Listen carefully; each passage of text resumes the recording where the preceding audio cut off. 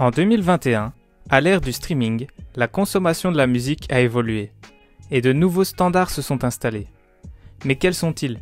Comment en est-on arrivé là? Quel est l'impact de ces nouveaux standards de consommation sur l'industrie musicale?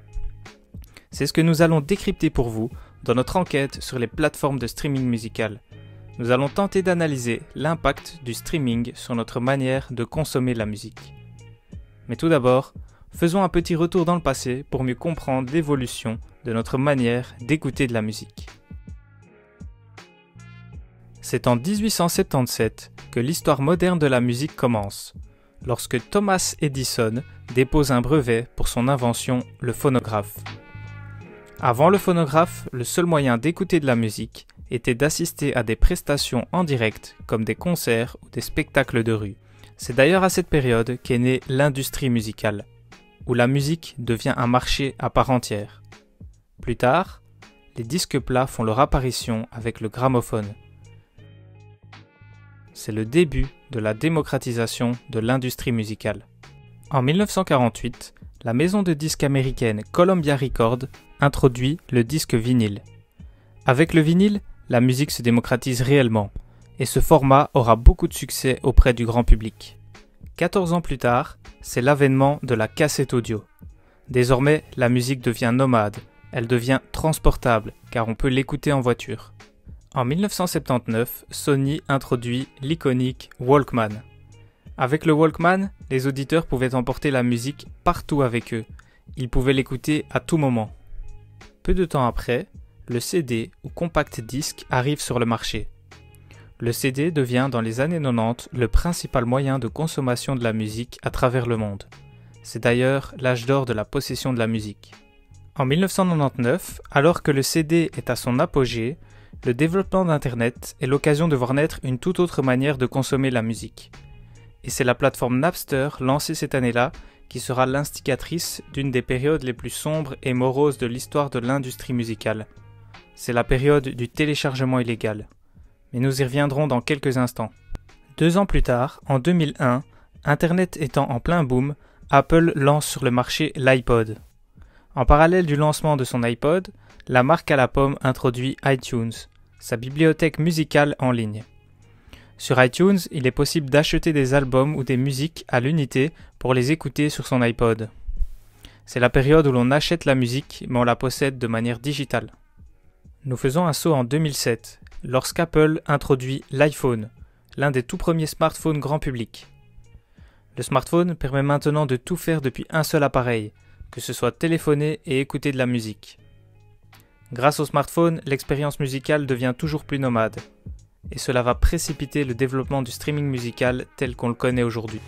Le téléchargement illégal a mis à mal le marché de la musique pendant presque 2 décennies. Il était extrêmement populaire. En 2007, la Recording Industry Association of America avançait dans une étude que le téléchargement illégal faisait perdre à l'économie américaine 12,5 milliards de dollars. Le téléchargement illégal était aussi responsable de la perte de près de 71 000 emplois. Aujourd'hui, le téléchargement illégal est beaucoup moins répandu depuis l'apparition des plateformes de streaming. On peut voir sur ce graphique qu'au fil des années, plus les revenus des plateformes de streaming musical ont augmenté et plus le partage et le téléchargement illégal a diminué. J'achetais des CD, albums moins, mais des CD. Parfois même pas uniquement d'un artiste, mais parfois par exemple les énergies spéciales album, été ou des choses comme ça. Et je téléchargeais aussi de la musique pour écouter sur mon téléphone. J'achetais des CD quand j'aimais les artistes et sinon je regardais via YouTube. Nous dans la famille on achetait beaucoup de CD mais en single, peu d'albums et alors on téléchargeait sur internet. Le streaming a ouvert l'ère de l'accès à la demande. Cela va tout changer pour les auditeurs, les artistes et pour l'économie de la musique. Apple a mené le bal en présentant son service iTunes Music Store. Les bases de ce qu'était le streaming étaient donc déjà bien connues à ce moment-là. Un endroit unique et surtout légal où on peut retrouver une grande étendue de produits musicaux en ligne. À ce moment-là, Le succès de iTunes Music Store est venu prouver à l'industrie ce qu'elle espérait. Le public était toujours prêt à payer pour de la musique, mais qu'il voulait choisir où et comment la consommer. Les plateformes de streaming qui proposent un abonnement les plus utilisées aujourd'hui sont les suivantes. Spotify, qui est actuellement la plateforme de streaming musical numéro 1 dans le monde, Apple Music, Amazon Music Unlimited, Deezer, YouTube Music, Tidal et Napster. Aujourd'hui, sur toutes les plateformes de musique, nous retrouvons dans le top streaming beaucoup de musique pop urbaine et de rap. Ce sont les deux genres musicaux les plus écoutés en streaming. Je la consomme via Spotify tout le temps, parce que tout est disponible. Tous les jours, tout le temps, en allant au travail, la journée en travaillant, en rentrant le soir. C'est accessible, c'est facile. Aujourd'hui, j'écoute surtout de la musique sur mon téléphone et à travers Spotify. Même essentiellement, il n'y a que là-dessus même. Aujourd'hui, c'est encore plus facile parce que j'ai un abonnement Spotify et vu la diversité qu'il y a dessus, on s'ennuie jamais, donc j'écoute vraiment tout le temps de la musique. Jusqu'en 2015, le secteur musical connaissait un net déclin. Depuis lors, le streaming a commencé à relancer cette économie, comme nous pouvons le voir avec cette courbe violette. En plus d'avoir relancé son industrie, le streaming a également influencé la stratégie et la création musicale. Les différents acteurs du monde de la musique ont deux choses en tête. Un stream est égal à au moins 31 secondes d'écoute et 1500 streams d'une musique représentent une vente pour l'artiste. Afin de générer des écoutes et donc du stream, certaines stratégies ont vu le jour. L'intérêt est de générer du streaming, ce qui signifie que le morceau ne doit pas être skip dès les premières secondes. Afin de réduire ce skip rate, la musique doit être efficace et entraînante dès le début. Avoir un morceau entraînant n'est pas suffisant. Il faut qu'il soit rejoué en boucle afin de générer des streams. Aujourd'hui, on observe que les artistes ont raccourci leurs morceaux afin de s'adapter au format streaming. Cela a directement impacté la création musicale. Lorsque nous prenons le top streaming Belgique sur Apple Music en date du 17 avril, nous observons également cette tendance, des formats courts en dessous de 3 minutes 30. Les artistes doivent également réfléchir à des stratégies quant à la tracklist de l'album. Opter pour un album court qui sera écouté en boucle ou bien un album long avec plus de titres. Mettre les meilleurs titres en premier afin de capter l'auditeur et l'influencer à poursuivre son écoute de l'album. Collaborer avec des artistes pour générer davantage d'écoute. Aujourd'hui, chaque élément compte et est important. Cela fait partie du cœur de la stratégie des artistes. Il est maintenant possible pour un artiste de voir quels sont les morceaux qui fonctionnent le mieux grâce aux streams cumulés sur chaque titre. De la sorte, il peut voir ce qui plaît le plus au public. Ces résultats peuvent influencer sa création musicale en s'adaptant à ce qu'il préfère écouter. Aujourd'hui, les albums peuvent être vus comme une playlist. En effet, avec le streaming, il est devenu possible pour l'artiste de rajouter des morceaux sur son album déjà sorti. Cela a ouvert la voie à des stratégies de réédition d'albums. Cette stratégie a pour but de le remettre dans l'actualité et générer de nouveaux streamings qui seront comptabilisés dans les ventes totales de l'album. Il n'est pas rare que certains albums comportent plus de 40 titres après une ou plusieurs rééditions. Le streaming a ouvert la voie aux albums surprises, chose qui n'était pas possible sous l'ère du CD, principalement à cause des risques de fuite. Cet effet de surprise peut créer un engouement immédiat sur les réseaux. Il est temps désormais d'analyser de quelle manière l'expérience du streaming musical a un impact sur le comportement des consommateurs. Les fonctions psychologiques de la musique sont cognitives, émotionnelles et sociales. Les fonctions sociales de la musique se manifestent dans la gestion de l'identité personnelle, des relations interpersonnelles et de l'humeur. Le streaming musical facilite aujourd'hui ces fonctions. Sur les plateformes de streaming, comme par exemple Spotify, il est possible de voir en direct ce que nos amis écoutent. Cette option peut influencer l'utilisateur à écouter les mêmes musiques que ses amis ou bien découvrir des artistes qu'il ne connaît pas. Cependant, cela peut aussi être perçu négativement. L'utilisateur peut être dissuadé d'écouter certaines musiques, certains artistes par peur de perdre la face. Ce comportement reflète l'estime de soi. L'utilisateur veut renvoyer une image positive à ses amis et faire bonne impression. Le processus d'imaginer les réactions des autres envers nous fait référence au concept Looking Glass Self.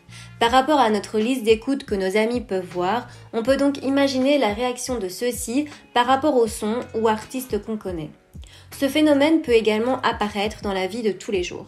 Par exemple, si je mets mes écouteurs dans le train et que je mets ma musique assez fort, je peux imaginer la réaction des gens autour de moi qui vont entendre ce que j'écoute.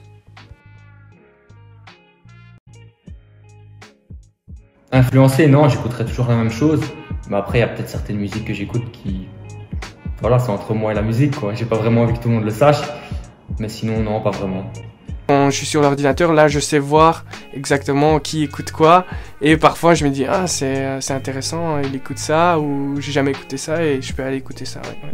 De plus, il est possible de partager des playlists avec ses amis. Les plateformes de streaming favorisent donc l'effet de groupe. Le fait d'écouter le même genre de musique que ses amis va accentuer le sentiment d'appartenance à un groupe. Certains utilisateurs tentent de compléter leur définition de soi en écoutant des musiques qui vont leur permettre de développer une certaine personnalité. Cela fait référence au Self-Completion Theory. Les plateformes offrent la possibilité de créer ses propres playlists, ou bien de s'abonner à celles d'autres utilisateurs. Les playlists jouent beaucoup sur les humeurs. On peut retrouver par exemple des playlists tristes, calmes, plaisir. Et en fonction de l'état d'esprit de l'utilisateur, il va choisir d'écouter une playlist en particulier. On retrouve donc une certaine dimension émotionnelle. Ouais, ça dépend des périodes. En été, c'est plus rythmé. En hiver, c'est un peu plus calme. Ça dépend si je suis avec madame, si je suis avec les potes, si je suis avec la famille. Tout ça, ça influence.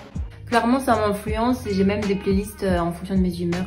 Les plateformes intègrent également des algorithmes capables de générer et proposer des playlists automatiquement, en fonction des styles musicaux et des artistes que l'on écoute le plus.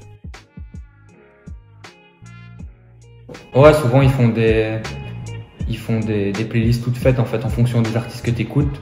Par exemple, ils font une playlist avec un artiste que tu as écouté et ils regroupent dedans plusieurs sons. Donc ouais, j'écoute. Ouais. On découvre des artistes qu'on n'est pas habitué d'écouter grâce aux plateformes. Et les plateformes proposent en fonction des choses que j'écoute. Ils vont me proposer des autres artistes ou d'autres musiques ou des artistes que j'écoute déjà mais des nouveautés. Oui, parce que toutes les musiques qu'ils me proposent, c'est quasiment toutes dans les styles de musique que j'aime bien. Aujourd'hui, grâce au streaming musical, l'effort à fournir pour consommer de la musique est minimisé. Il suffit de prendre son téléphone, ouvrir une application et lancer la musique que l'on souhaite écouter. Alors qu'auparavant, il y avait un effort physique à fournir, se rendre au magasin, ainsi qu'un effort budgétaire, acheter le CD. Et seulement après, on pouvait écouter la musique. Cependant, cette facilité d'accès n'a pas que du positif. Ces dernières années, on fait face à un phénomène de surconsommation de la musique. On écoute beaucoup plus d'artistes que par le passé, et les sorties d'albums ont été décuplées. Chaque semaine ou presque, il y a de nouvelles sorties. Cela a changé radicalement nos habitudes de consommer la musique. On peut même parler de musique fast-food. Certains utilisateurs ne prennent même plus la peine d'écouter un son jusqu'au bout avant de se faire leur propre opinion. Ils forgent leur avis en quelques secondes d'écoute sans prendre le temps de comprendre le message passé par l'artiste. Il est facile d'appuyer sur le bouton suivant et donc le skip est devenu monnaie courante avec les plateformes de streaming. Le fait d'avoir quelque chose de neuf quasiment chaque semaine, ça nous pousse de 1 à consommer, donc à écouter de nouvelles choses, et de 2 à laisser un peu de côté ce qu'on écoutait justement la semaine avant. Ouais. Je pense qu'il y a clairement une surconsommation de la musique aujourd'hui, quand on voit le nombre de projets d'artistes qui sortent tous les jours, alors qu'avant on avait notre petit single, on l'écoutait H24 jusqu'à ce qu'on connaisse les paroles par cœur, que maintenant on passe vite à autre chose niveau musique. Nous pouvons analyser le comportement lors de l'écoute. Aujourd'hui, un nouvel album peut être écouté dès jeudi minuit.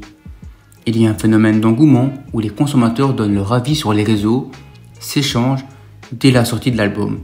L'expérience d'écouter l'album qu'ils attendent relève d'un haut niveau de passion. Nous pouvons mettre en avant la notion de flow state. Lors de l'écoute, beaucoup d'utilisateurs oublient tout pour cette expérience et vivent pleinement cette première écoute. Ouais, ça m'arrive quand c'est des artistes que j'aime vraiment bien. Booba, Djadinaz, certains rappeurs. J'écoute, j'attends. C'est rare, mais ça m'arrive. Ouais. Alors là, pas du tout. Et en plus de ça, je suis pas énormément d'artistes sur les réseaux sociaux, donc je sais même pas quand ils sortent leur single ou quoi. Donc, Le phénomène d'engouement dans le streaming musical peut être en lien avec les réseaux sociaux. En effet, si un artiste est en tendance sur Twitter pour un nouveau projet, certains consommateurs vont être curieux et iront donc écouter, car l'accès est devenu facile grâce aux plateformes. En parlant des réseaux sociaux, une fonctionnalité a été développée sur Instagram et Snapchat où il est possible de mettre une musique en fond de nos stories pendant 15 secondes. Cela peut changer le comportement des consommateurs car certains adaptent la musique selon la photo, vidéo qu'ils vont poster et donc selon l'humeur et l'atmosphère recherchée. Je vais donner un exemple. Le rappeur Attic, je le connaissais pas, je m'y intéressais pas, mais le fait que sur les réseaux, etc., on en parlait beaucoup suite à la série qui est sortie, etc. Je m'y suis intéressé et donc j'ai commencé à l'écouter et ça m'a même plu, donc voilà. Oui, notamment via TikTok où on découvre, on redécouvre toujours de la musique parce qu'il n'y a pas que des nouvelles musiques sur TikTok. Et sur Instagram ou Snapchat où je mets des musiques sur mes stories parce que c'est quand même plus sympathique à regarder. On le voit, la consommation de la musique ne fait qu'évoluer depuis le 19e siècle. Aujourd'hui, en 2021, nous sommes à l'ère du streaming. On ne possède plus la musique et on la consomme à outrance. Mais quelle est la suite? Comment écouterons-nous de la musique dans le futur? On se dit rendez-vous dans quelques années pour en parler.